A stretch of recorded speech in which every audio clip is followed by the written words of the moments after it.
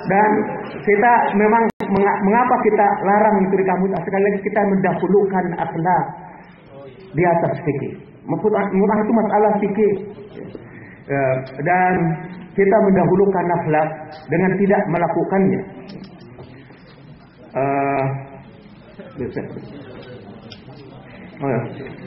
Ya, insya Allah salah satu bagian dari disertasi saya adalah kemuskilan jarak dan ta'dil. Dan apa latar belakang ideologis yang berada di balik itu. Kondisi real umat Islam, ya saya kira kita setuju untuk masing-masing kita dengan arif memahami diri kita sendiri.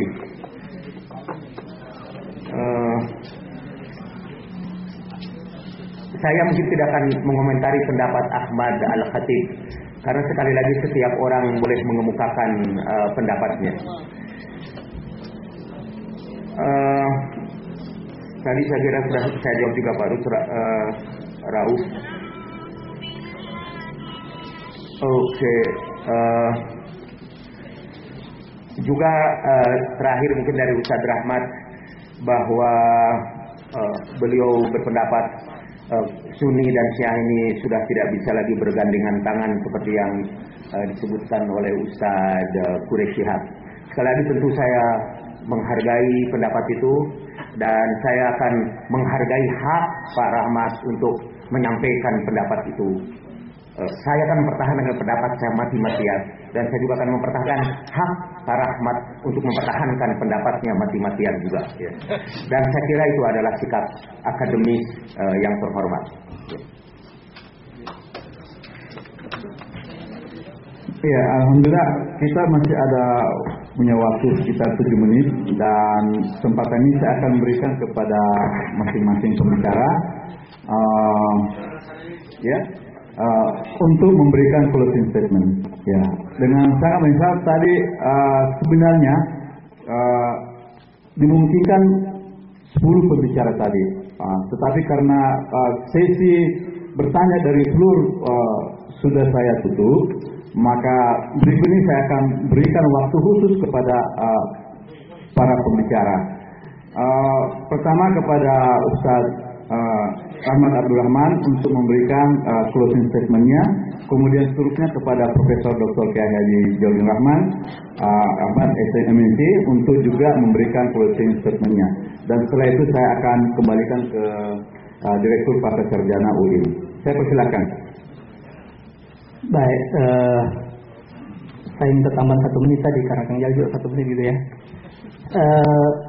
Sebelum saya closing statement tentang hadis haud tadi yang diangkat oleh Prof. Jalal, dalam makalah saya sudah sampaikan bahwa ini adalah salah satu bentuk mengambil interpretasi yang jauh dari apa yang disampaikan oleh para pensyarah hadis itu sendiri. Para pensyarah hadis dengan tegas mengatakan, Imam Khattabi mengatakan tidak ada seorang sahabat pun yang masyhur yang murtad dari Islam.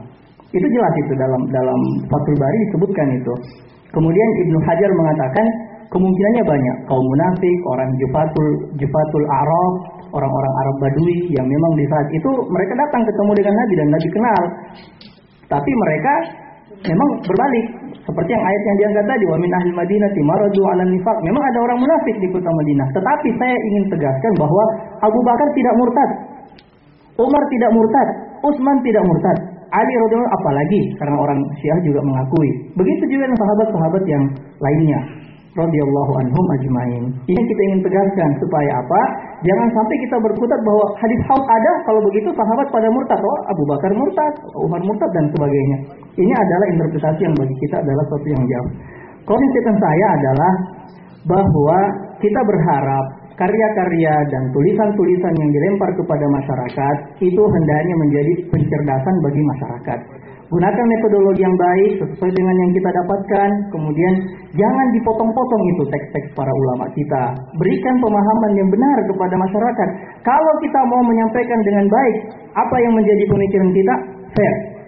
Itu adalah satu tuntutan ilmiah. Ini adalah satu hal yang sangat kita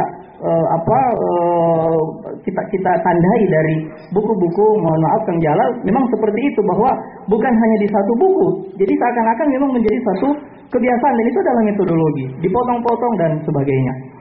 Yang terakhir adalah bahwa Syiah dan Sunni selama tetap dalam bentuk provokasi dari kalangan Syiah seperti itu, memojokkan para sahabat, menjelek-jelekkan para sahabat, tidak mau menerima apa-apa yang datang dari Nabi SAW lewat perantaraan para sahabat utamanya, sahabat-sahabat yang menyampaikan agama kepada kita, kita bisa yakini bahwa tidak akan pernah bisa bertemu dan kami khawatir.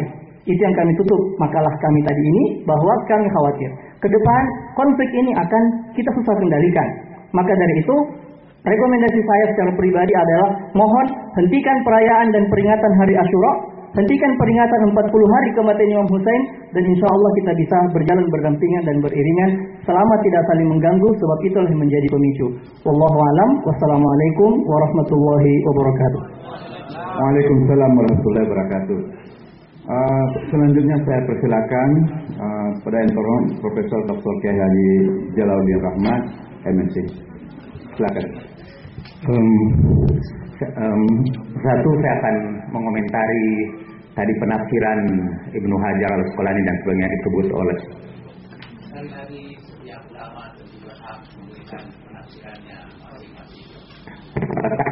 Diketahui bahwa kami tidak pernah mengatakan, dan Bapak boleh cek di dalam buku-buku kami. Kami tidak pernah mengatakan bahwa Abu Bakar, Umar, Utsman itu murtad. Boleh dicek.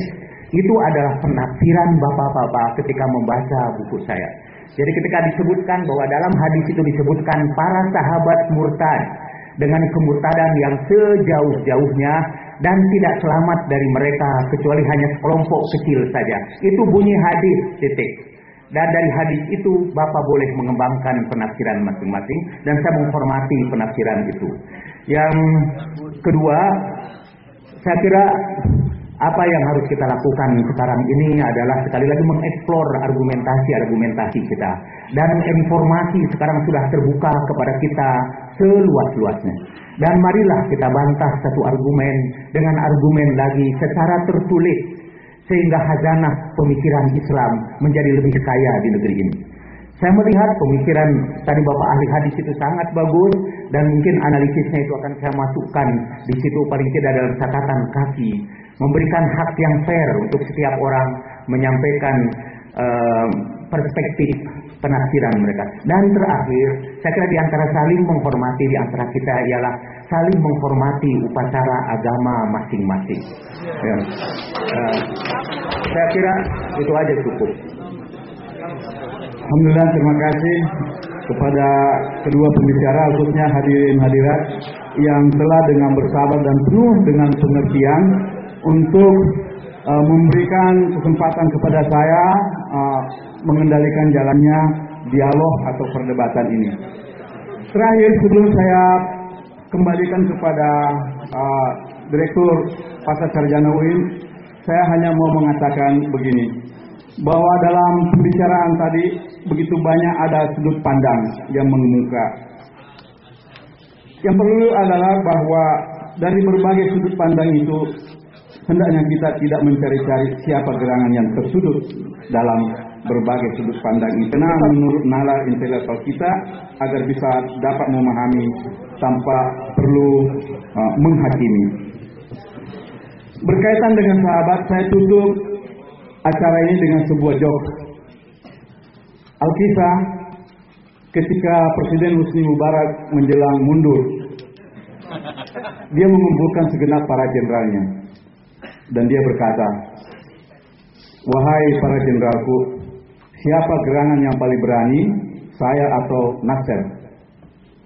Kemudian panglimanya berdiri mengatakan, "Anda lebih berani, yang mulia, karena Nasser takut terhadap Rusia, sementara Anda tidak." Kalau begitu, pertanyaan kedua, siapa yang lebih berani, saya atau Anwar Sadat? Kemudian berkata lagi jenderalnya, "Yang mulia Tuan Presiden Husni Mubarak, Anda lebih berani, karena Husni Mubarak takut terhadap Israel dan Amerika Serikat." Sebenarnya Anda bersahabat. Ya. Kemudian,